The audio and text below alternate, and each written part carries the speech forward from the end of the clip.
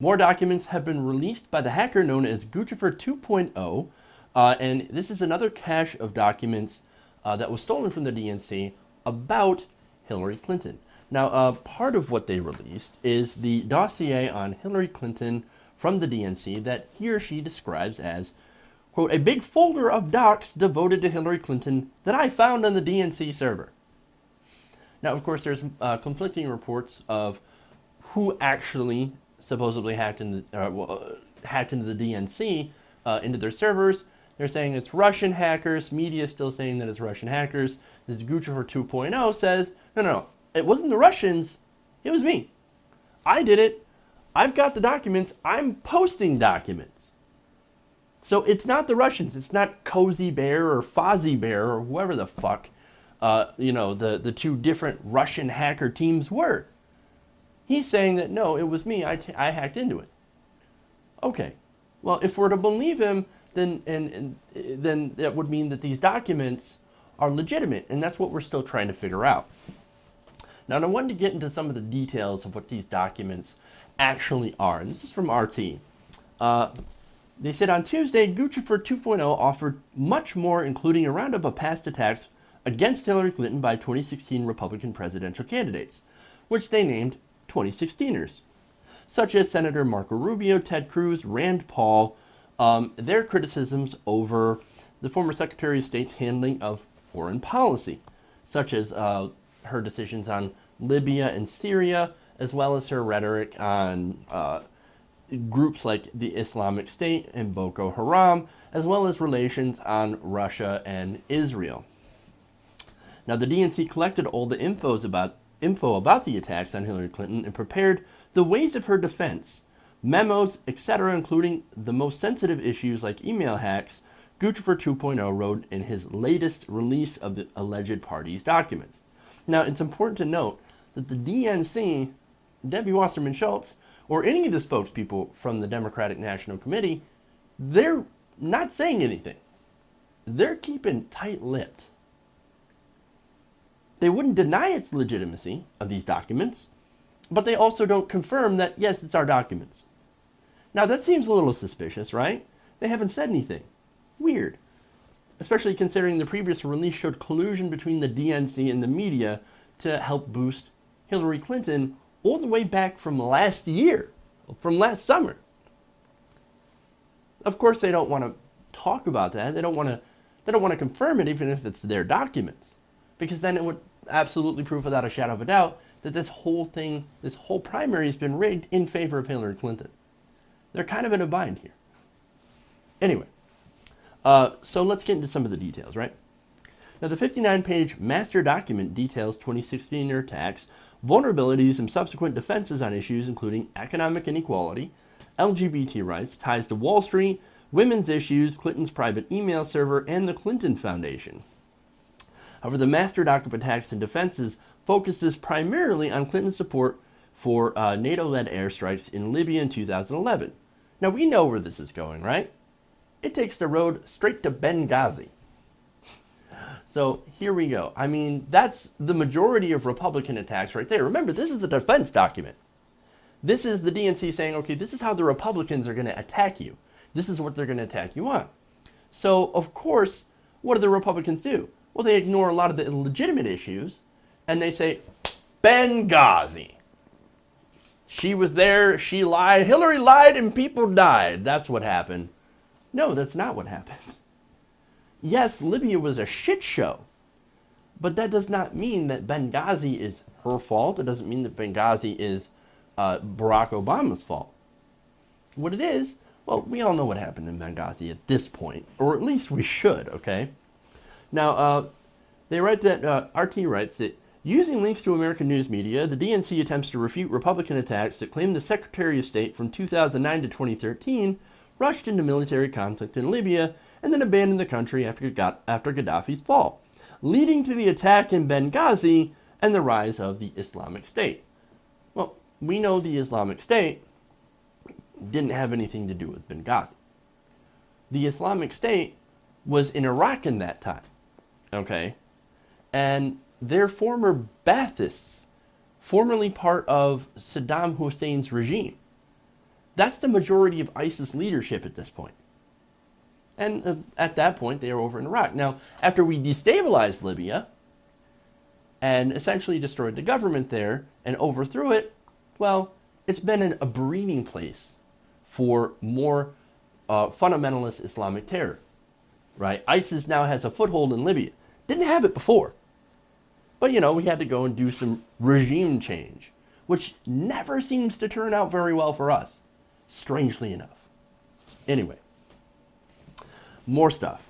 Other defense items included Clinton's political and military support for the Ukrainian government that led to the ouster of President Viktor Yanukovych, who was an ally of Russia. On Syria, the DNC hails Clinton's tough and influential voice within the Obama administration in her support of vetting and arming, quote, moderate Syrian rebels. In this section of the document, Clinton's defense includes her willingness to arm the rebels at a pace faster than preferred by President Obama. Oh, that's crazy. Now, there's more. Clinton's defense from Republican attacks on Israel include her long-standing personal relationships with Israeli leaders and claims that she is likely to have a better relationship with Prime Minister Benjamin Netanyahu than President Obama currently has. Not only that, but Clinton supported funding for Israel's Iron Dome missile defense system, the DNC added, and she denounced Hamas and Palestinian attempts to bypass a peace process with Israel. You know, by going to the United Nations to say, hey, we would like to petition for statehood. You know, kind of the process that Israel itself went through. Now, I'm not saying I'm anti-Israel. They have a right to exist, but I think Palestine does too. Two-state solution. But anyway, basically what this says is that they're planning, the DNC is planning to brag to Republicans about how much Hillary Clinton loves Benjamin Netanyahu, who is a massive right-winger. Now, the right wing loves Israel. They love the right-wing government of Israel. I'm not in such favor of the right-wing government. I'm not in favor of right-wing governments anywhere. So, of course, I'm going to be biased on this issue. But see, what we have is the DNC, the Democratic Party, saying, hey, Republicans, look at how right-wing we are on Israel. Look at how right-wing we are on Syria. Look at how right-wing we are on Libya. Look at that. See, you can't really go after us on that because we agree with you. Look, she wanted to arm the so-called Syrian rebels faster than Obama. You know who else wanted to arm the rebels? John McCain. He was out there saying, let's arm the rebels. Let's give them guns. Let's give them guns. Come on, it's great for the gun industry. It's great for our weapons manufacturers. And we can say we were tough. We were tough on terrorists. Now, the problem with that is that we didn't know who the moderate Syrian rebels were. We don't know who's moderate. We don't know who's ISIS. We don't know who's giving weapons to ISIS. And they can sit there and go, oh, yes, America, I'm a moderate. I'm a moderate rebel. And turn around and sell those weapons to the Islamic State. Not a good idea to arm the rebels, especially when we don't know who they are. And here's Hillary Clinton saying, no, I want to sell them faster than Obama. Terrible idea. And not only that, but pushing to oust Gaddafi, which turned out to be a terrible idea. This is the DNC defending itself from Republicans using right-wing positions.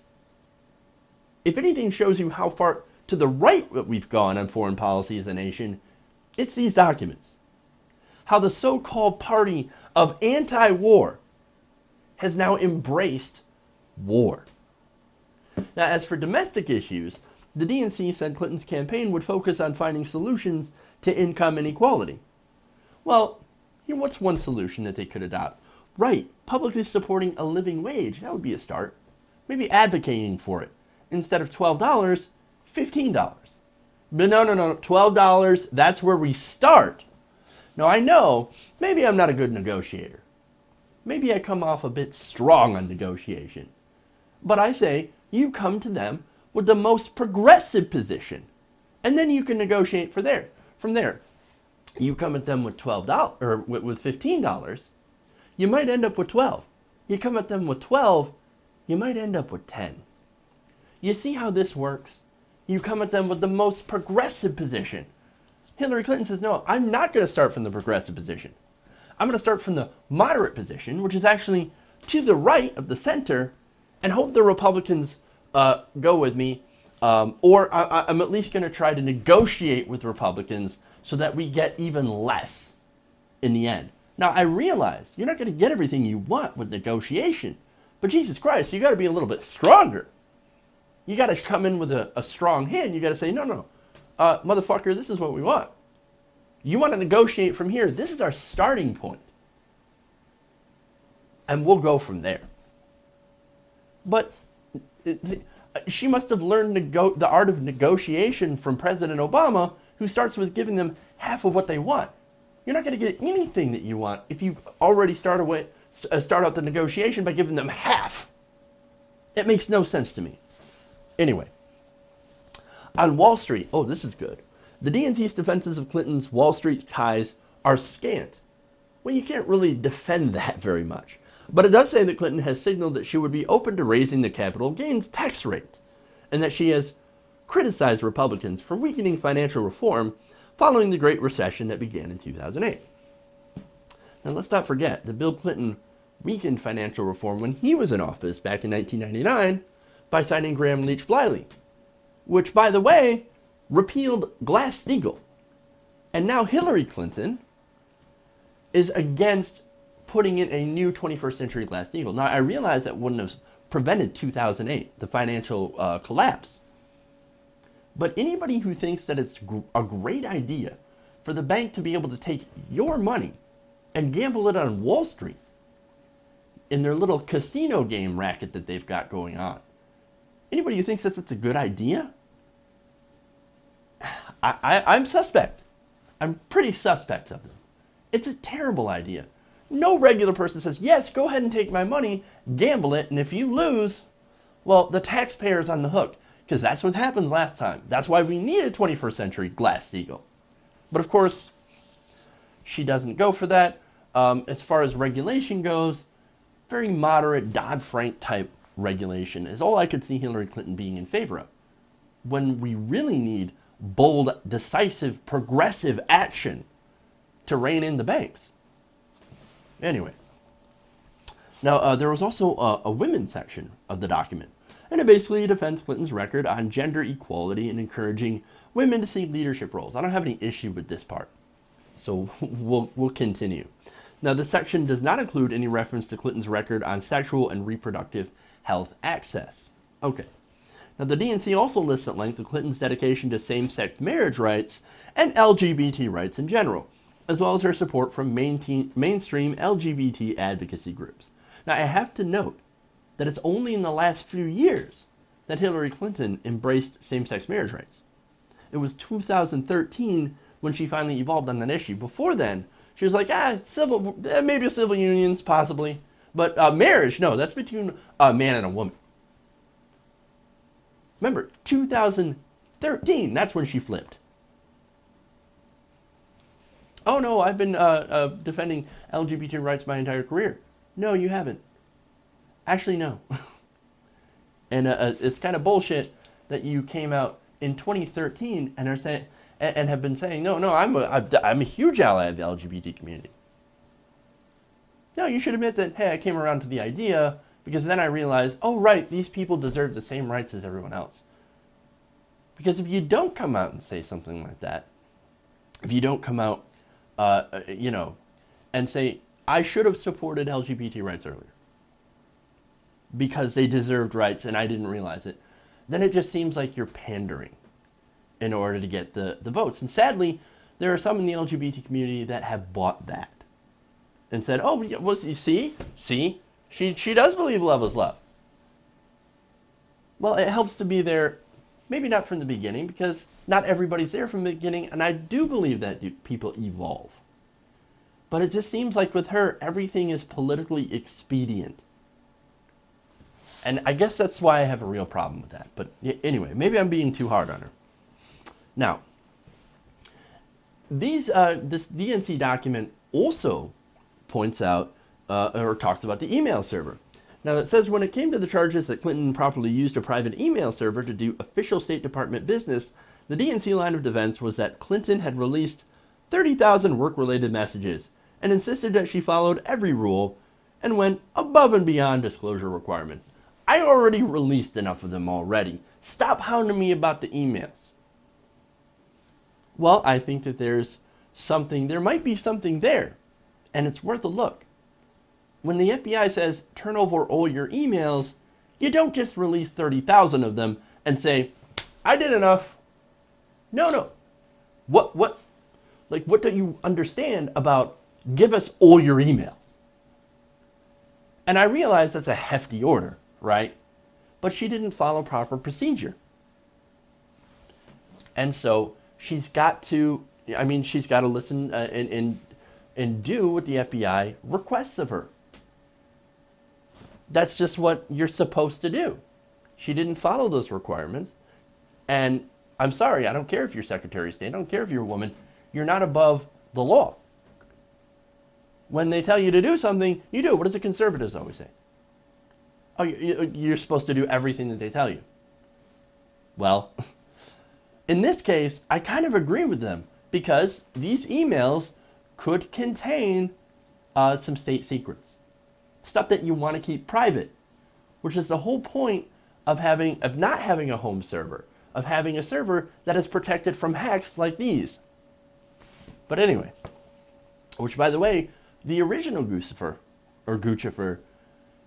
claimed that he had hacked into the email server back when she was Secretary of State and said, yeah, it wasn't secure at all.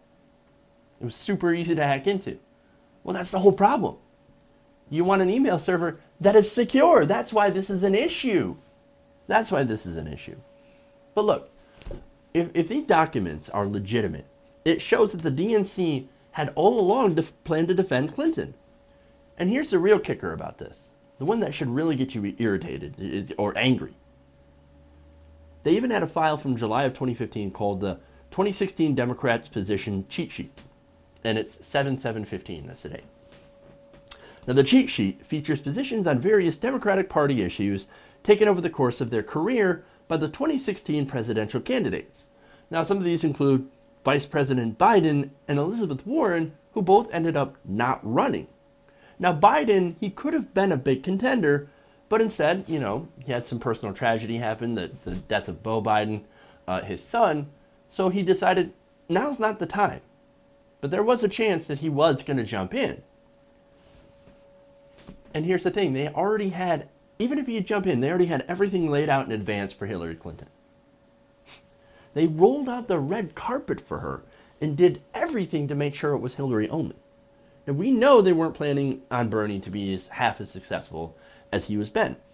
And look, I could understand them not planning for him, but planning for Joe Biden, planning for Elizabeth Warren, those two were very, very popular. Elizabeth Warren much more so with the Democratic base. They didn't plan for either of those people. All they did is that they planned this for Hillary Clinton. They didn't do it for Bernie, didn't do it for Biden, didn't do it for Warren or anybody else running for president, just Hillary. Now tell me that is not indicative of collusion. Tell me that is not blatant favoritism. Tell me the DNC was incredibly fair and impartial, and please tell me that with a straight face. Because if these documents are proven to be actual DNC documents, then what we have in front of us right now is proof that the DNC never wanted a fair primary at all. They made their choice early on. It's going to be Clinton. And how dare you other people get in the way with your Bernie Sanders and your progressive positions? How dare you? This is an example of the establishment that we rail against. This is what we say when, hey, the primary process was rigged. This is exactly why we say what we say. It's no conspiracy. And if these documents are true, then they just show what we already knew was happening from the beginning.